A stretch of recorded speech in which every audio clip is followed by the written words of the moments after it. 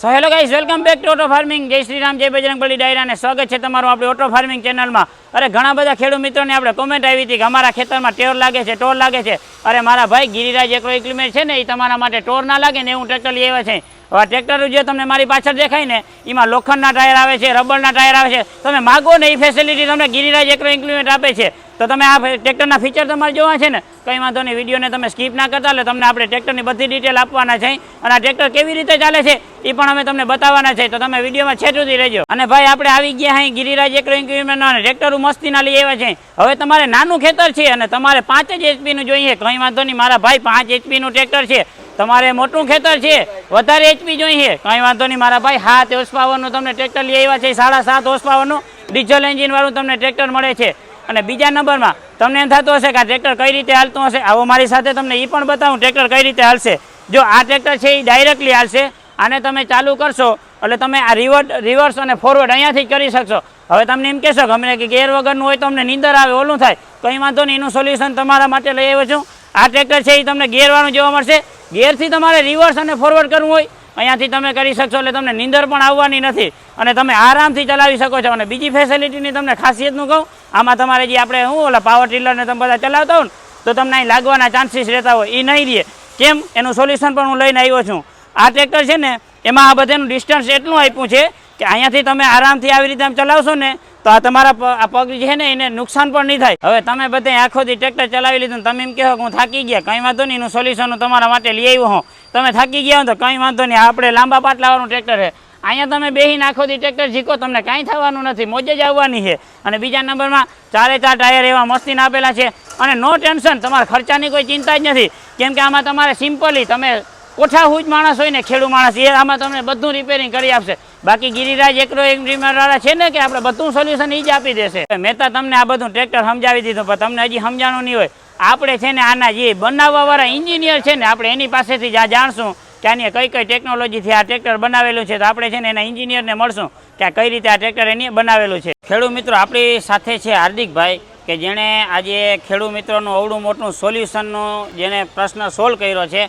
એની પાસેથી આપણે મંતવ્ય જાણશું કે આ કઈ ટેકનોલોજીથી બનાવેલું છે અને કેવી રીતે બનાવેલું છે.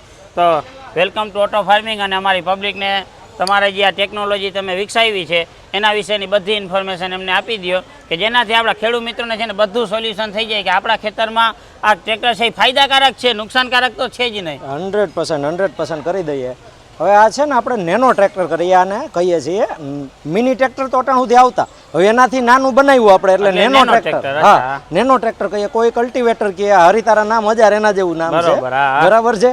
હવે આમાં છે ને આપણે ખાલી બેલ્ટ ડ્રાઈવ ઉપર હાલે, બેલ્ટ ડ્રાઈવ ઉપર ટૂંકમાં. આ તમારે બેલ્ટ ડ્રાઈવ ઉપર હા, ડ્રાઇવિંગ ખાલી પેલા ટૂંકમાં ટ્રેક્ટરમાં ઓલા ગેર આમ કરો ને તેમ કરો ની વસ્તુ કઈ યાદ નહીં. આમાં 12-15 વર્ષના છોકરાને રાખી દીધો, ભાઈ એક બાજુનો ક્લોથ દબાવવાનો છે એટલે આગળ ભાગશે, બીજી બાજુનો ક્લોથ દબાવે એટલે વાહે ભાગશે, બસ બીજું કઈ યાદ નથી રાખવાનું.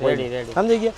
હવે આમાં બીજી ફેસિલિટી આપણે શું નાખી કે ભાઈ પેલા ટ્રેક્ટરના મોટા ટ્રેક્ટર આવતા તો એમાં ઝાડી એની જે રીતના ઝાડી હોય ને એ તમારે એ રીતના પાક વાવવાનું. આપણે એ હાવ સોલ્યુશન કરી નાખ્યું ભાઈ. આ 2-2 ઇંચના 18 થી લઈને 40 ઇંચ સુધી 2-2 ઇંચના અંતરે ગમે અહીંયા સેટ થાય. રબરના વ્હીલ છે એ પાછળના જે લોઢીઓ આવે તો એમાંય 2-2 ઇંચના અંતરે હોલ હોય, એમાંય ઓજાર ગમે અહીંયા 2-2 ઇંચના અંતરે સેટ કરી શકો. ભાઈ અત્યારે કદાચ હું ટ્રેક્ટર રાખી હું આગતો માંડવીમાં ને મારો ભાઈ આવીને કે મારે કપાસમાં ટ્રેક્ટર રાખું, મારી એમ જ કહેવાનું થાય કે ભાઈ લઈ જા, ખાલી જારી ચેન્જ કરો, આટલું તમને સોલ્યુશન આમાં આપી દીધું છે. બીજી ટેકનોલોજી શું છે આમાં? બીજી ટેકનોલોજીમાં એક ડિફ્રેશન આવી ગયું છે. પહેલા છે ને ખાલી આગળ હાલે એવા ટ્રેક્ટર આવતા, પ્લસ વાળવામાં છે ને આમ હાલતા હાલતા આમ રેકડીને જેમ વાળવાનું. હવે આ વસ્તુ છે એને આ ટૂંકમાં જો આ વસ્તુ છે તમારે, તો આ વસ્તુ 360 ડિગ્રી તમારે આ વસ્તુ આમ ગમે એમ વાળવી હોય તો અહીં ઊભા ઊભા વળે. સમજી ગયા? આ 360 ડિગ્રી તમારે ગમે ત્યાં વાળવું હોય એટલે ઊભા ઊભા વળી જાય વસ્તુમાં. પછી એક ફેસિલિટીમાં આપણે બેસવાનો પાટલો પણ બનાવ્યો. કોઈને ભાઈ હાલતા હાલતા કે ઓલું થતું હોય, મોટી ઉંમર લાયક ખેડૂત છે તો એ વસ્તુ બેસીને આમ હાકી શકે, આ વસ્તુ બેસી ગયો. પછી એક બાજુનો ક્લચ દબાવ્યો એટલે આગળ હાલશે, આ દબાવો એટલે પાછળ હાલશે. પછી વાળવાનું થયું, જ્યારે વરામણ આવી તો આપણે આ વસ્તુનો પાટલો છે આમ દબાવશે એટલે ઓજાર છે ને એ પાછળથી ઊંચા થઈ જાય. એટલે પાછું ગમે એ પાછું બેસી વાળીને પાછું બેસી જવાનું, આ લઈ લઈએ એટલે પાછું ચાલવા માંડે. એટલું ઈઝી છે. બહુ સારામાં સારી ભાઈ આમાં ફેસિલિટી આપેલી છે, આટલી તો આમાં ટેકનોલોજી આપેલી છે.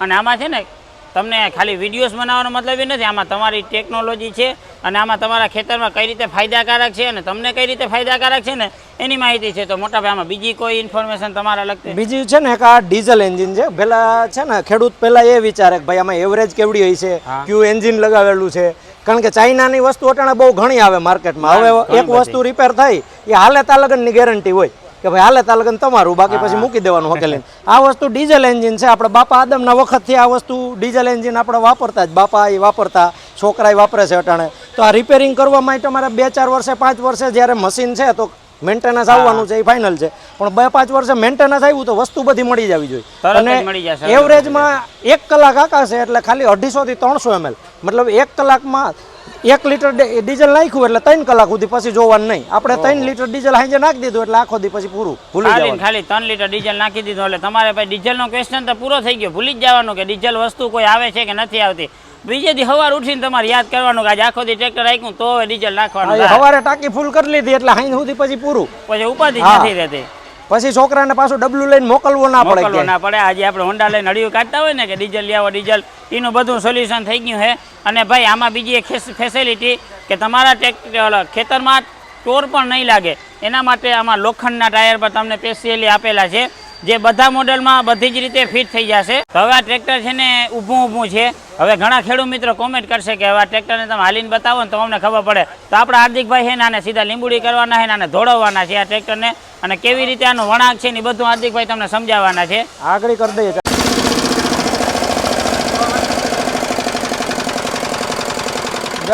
નેનો પાવર ટીલર ચાલુ થઈ ગયું છે ને હવે હાર્દિકભાઈ તમને આખી ફેસિલિટી સમજાવી દેશે.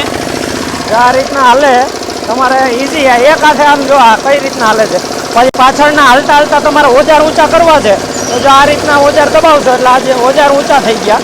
તમારે કઈ રીતના ઓજાર છે જો આ વસ્તુ હાલે એક હાથે હાલે. પછી અહીંયાથી લીવરે આપણે અહીંયા આપેલું છે તો હવે આગળ જવાની જરૂર નથી. આમ કરશો તો જો આ ધીમું હાલવા મળશે. આમ કરશો આ રીતના ફાસ્ટ હાલશે. અને ભાઈ સ્પીડ એટલી બધી છે ને કે મારે હાલવામાં તાણ પડે છે. તાણ તો આપણે હવે પડવી જ દેવાની છે. મોટા ટ્રેક્ટર છે ને એ વસ્તુમાં તાણ જ પડી જાય. આ બધું આવે એટલે ખેડૂતને બધી રીતના ફાયદો. હવે તમારે વાળવાનું છે તો આપણે મોટા ટ્રેક્ટર હતા તો બહુ મોટો વળાંક લેતા, તો હવે આમાં જો આપણે વાળવામાં કઈ રીતના છે ને એ જોઈ લઈએ કે તમે ખેડૂતને આમ વાળવામાં આ રીતના વાળી દીધું. ઓહો ઈઝીલી ભાઈ એકને એક જગ્યાએ વળી ગયું. કઈ રીતના વળે છે. અને પાછું એવું મસ્ત બનાવ્યું ને કે તમે એક હાથે પણ આનો યુઝ કરી શકો. પણ આને પછી પાછું જો આ વસ્તુ આપણે દબાવશું તો આ રિવર્સ પણ ચાલશે. જો હવે રિવર્સ જવા માંડ્યું.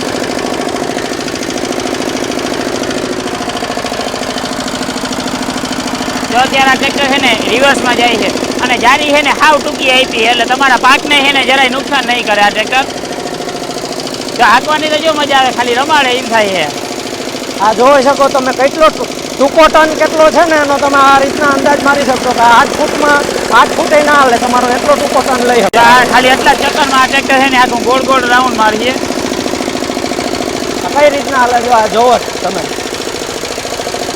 વારે વાહ ભાઈ.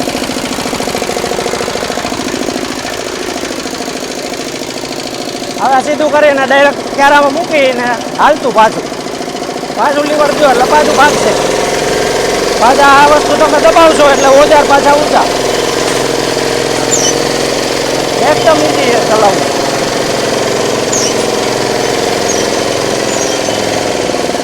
હાર્દિકભાઈ દિલથી આભાર કે તમે અમારી ઓટો ફાર્મિંગ ચેનલમાં બધા વ્યુઅર્સ છે ને એને ખરેખર ખૂબ માહિતી આપી અને બધાને સમજાવ્યું, એના માટે દિલથી આભાર. આભાર તો અમારે તમારો માનવો જોઈએ કે આ વસ્તુ તમે નવી અવનવી ખેડૂત સુધી પહોંચાડો છો કે આ વિડીયોના માધ્યમથી કે ગમે એ ખેડૂતને આ જાગૃત થાય તો આપણો દેશ પણ આગળ આવશે. હવે હાર્દિકભાઈ છે ને આ ટ્રેક્ટરને એકદમ રમાડી લીધું, કેમ કે આપણે ઝીણકા હતા ને તો આપણે રમકડાથી રહીમાં નતા, એટલે હવે આપણે ખેતી કરીને તો આપણે આ રમકડા માટે રમવા માટે તૈયાર થઈ જાજો. અને જો તમને આ ટ્રેક્ટર ગમ્યું હોય તો તમે નીચે ડિસ્ક્રિપ્શનમાં નંબર આપેલો છે એમાં તમે જઈ અને કોલ કરી અને આની ડિલિવરી પણ મેળવી શકો છો. અને આવા વિડીયો તમારા માટે કોણ લઈ આવશે? કોઈ નહીં, ઓટો ફાર્મિંગ વાળા લઈ આવશે. તો ઓટો ફાર્મિંગ ચેનલને સબસ્ક્રાઈબ કરો અને અમારા ઇન્સ્ટા પેજને ફોલો કરો. બાકી મળશું આવા વિડીયો સાથે. જય દ્વારકાધીશ.